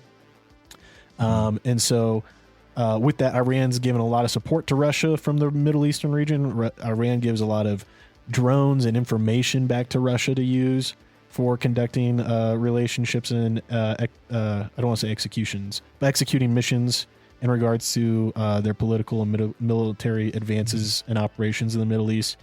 And Russia and Hamas go really far back. There's images of previous Russian leaders meeting with the heads of Hamas and delegating deals and working out relations and agreements.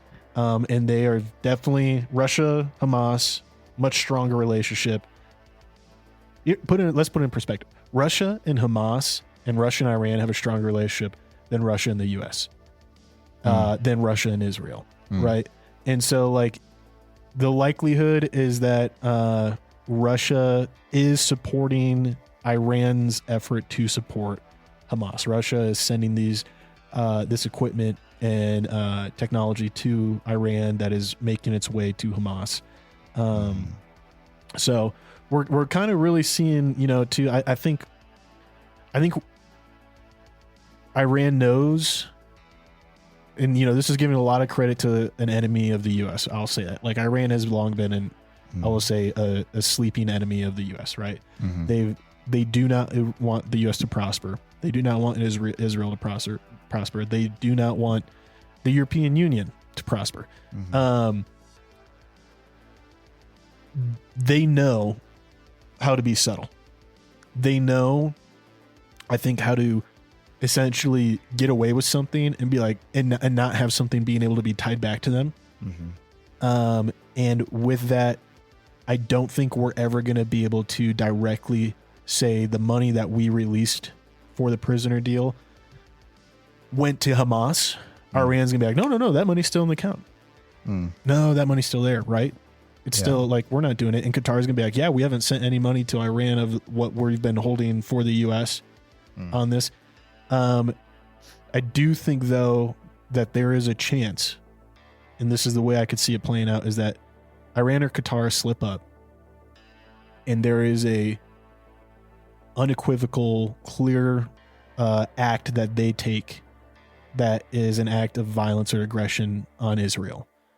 Either, it's clear, like, it's something, I don't know, man. I don't know what this would look like. Maybe, whether it's drones or weapons or an insane amount of money or supplies, I don't know, whatever it is, something like that going to Hamas that severely hurts Israel. And it becomes a shit or get off the pot moment for the United Nations, for America to be like, all right, we taking it to Iran now, or are we not? Because if we don't, then Iran can just do it again, right? And Qatar can do it, and Jordan can do it, and Egypt can get in on it now.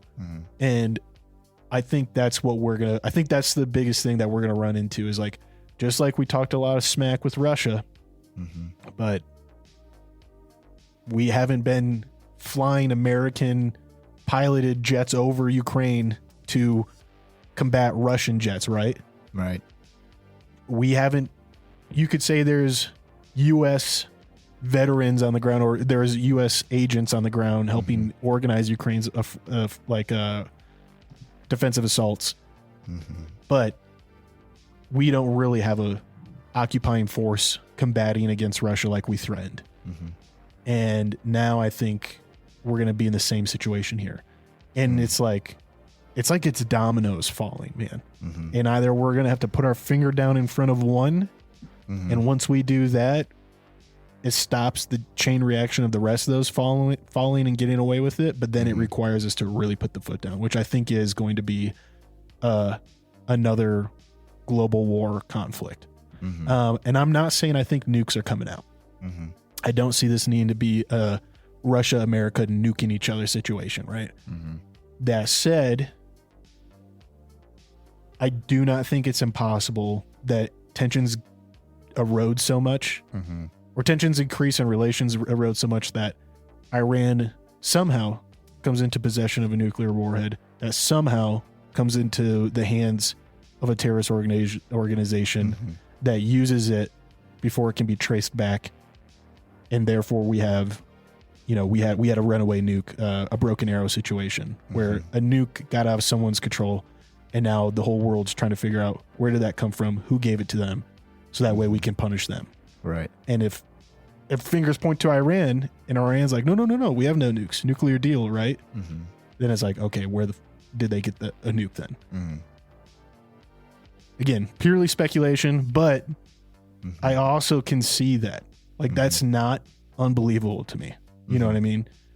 So I think that's kind of where I land in like concerns for, this global conflict and how it could escalate.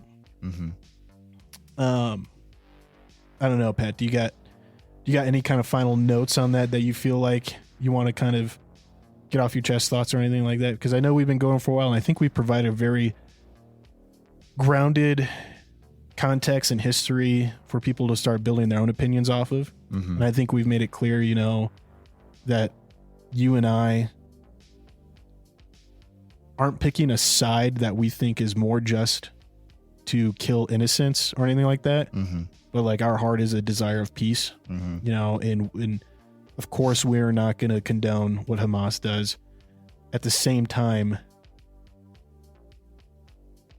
I am cautious to believe in the virtue of Netanyahu's handling of the situation, that it wasn't something he knew about and is using to posture his administration into a better position in the world in the world geopolitical situations. So with that, like, I'm very hesitant to outright say like, whatever he does, I support, right? Because of course I also don't support whatever the Ukrainians do, but I do desire peace. I do desire the death to stop, right? Yeah. So I think we started this whole thing talking about a song by Black Sabbath. War Pigs, and about the war machine, and I think from a big perspective, there's a lot of people who stand to profit from conflict, and I think that due to that, this particular I don't want to call it an incident because it was a lot of people have died, but this particular flashpoint has opened up a door for the machine to turn even more, and so I think that's a big part of why we're seeing it on the news constantly, in our social feeds constantly, and it's being it's the number one thing to be talked about for the last 3 days, and while it is lots of life lost in it, I can't help but wonder why we don't hear about all the other bad things that happen all the time, or that this specific situation has been happening for a long time, off and on between these groups. And in this instance, I think that the cynical side of me wonders about is the reason I've gotten all these texts from people, like all sorts of different people in my life. Hey, I know you're connected to people over there, these things over there. Are praying for you, hoping everything's okay.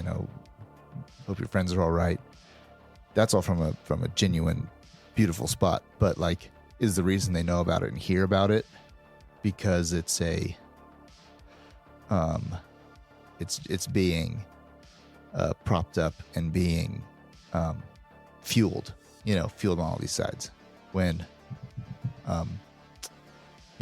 is this rather small terrorist group that did commit a large attack, but not a very powerful attack in some ways, as far as nation to nation goes. Mentally, spiritually powerful. Right. I mean, loss of life, huge. The type of attack, it takes a mental, spiritual toll on people. And the moral degradation, but from a nation to nation, power force on power force, you know, the, because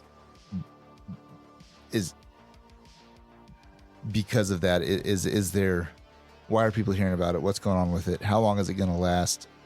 Are there things out there that are trying to prop it up to make it a bigger,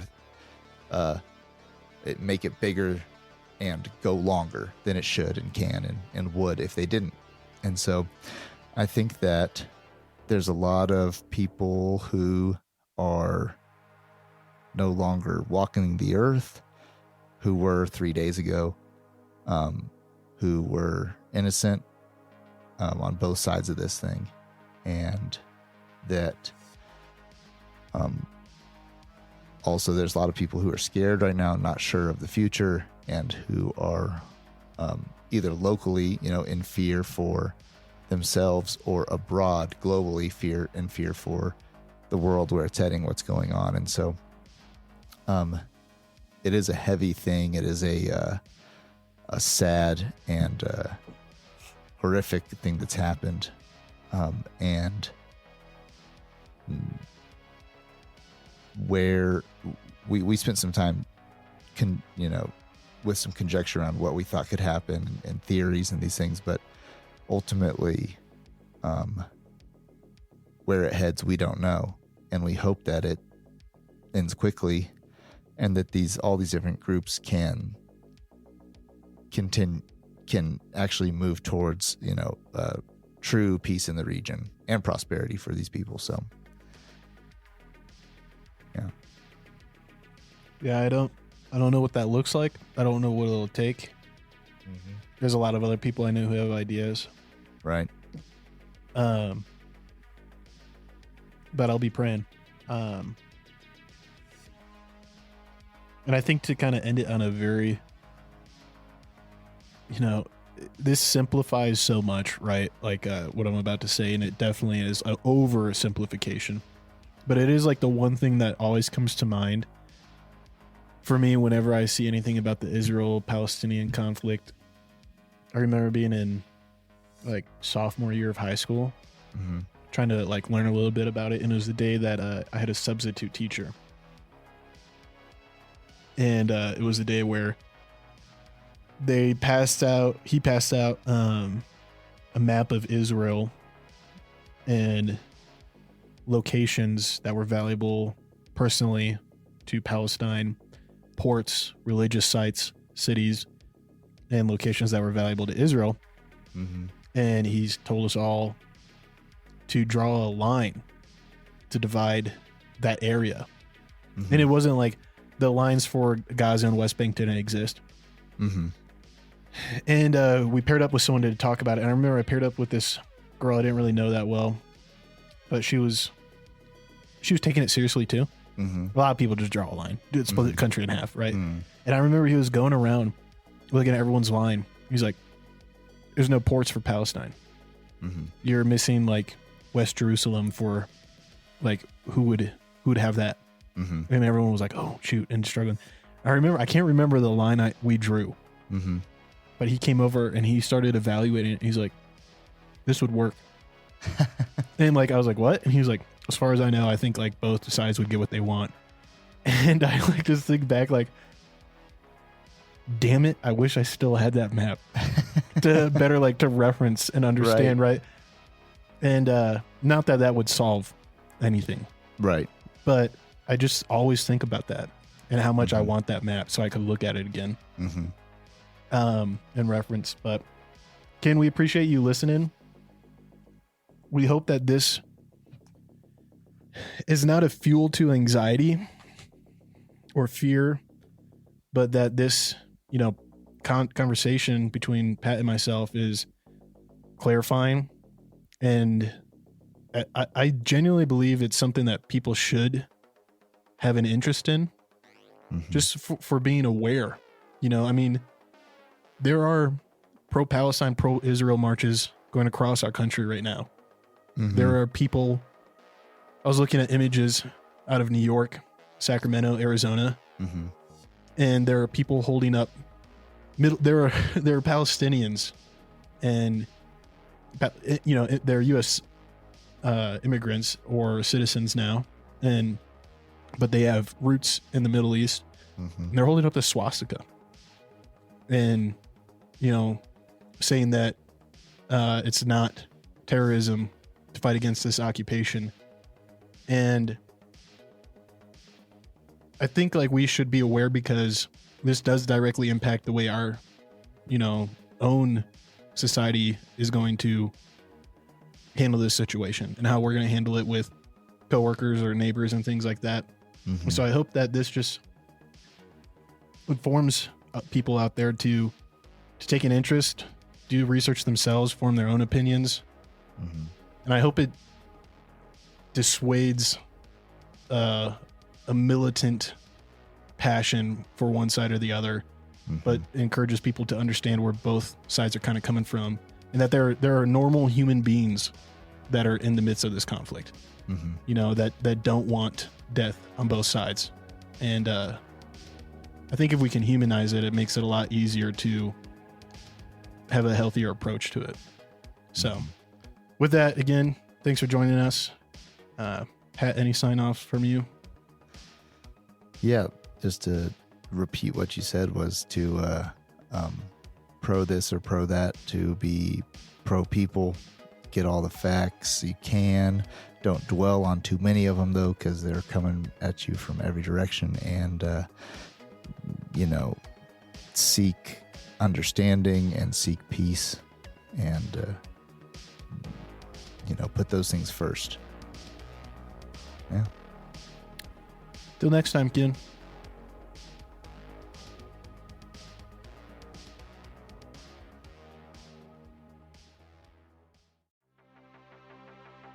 Thanks for tuning in. If you love this episode, drop us a review. If you have qualms or comments, leave us a voicemail on our website. While you're there, check out our latest news, merch, and deals from our sponsors. Till next time, Ken.